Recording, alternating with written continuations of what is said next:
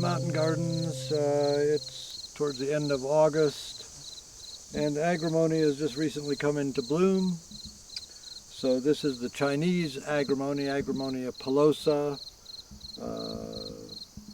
Shanhutsao is the Chinese name.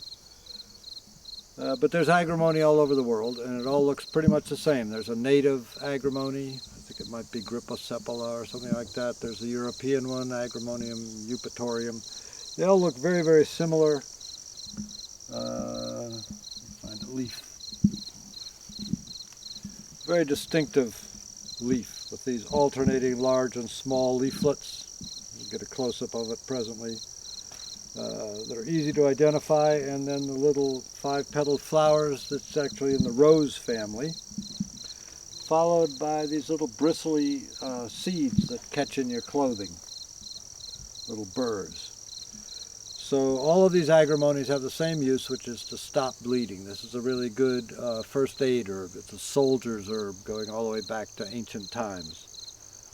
Herbs soldiers know about stop bleeding herbs like yarrow and so on. So a good first aid herb to know about and to just have growing in your garden somewhere. As I said, there's a native one that you see in clearings in the woods, not really deep woods, but edges of woods, even roadsides and wooded areas.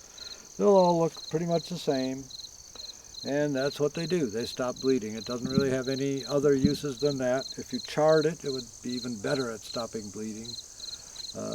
So useful for various menstrual issues of excessive bleeding or any kind of bleeding, nosebleeds, coughing up blood, spitting blood, any kind of bleeding that you want to stop. This is your herb. That's Agrimonia pilosa, rose family, easily grown from seed. It's kind of weedy actually. This one is a pretty significant weed in my garden. It's pretty much gotten all over the place. So if you don't want that to happen, just don't let it go to seed. But certainly no problem about getting it started. It might be able to be divided, I don't know, looks like it probably could be. I've never had any occasion to want to do that because, as I said, we have so much of it growing around here. But it's a good herb to know and have a little bit of growing in your garden.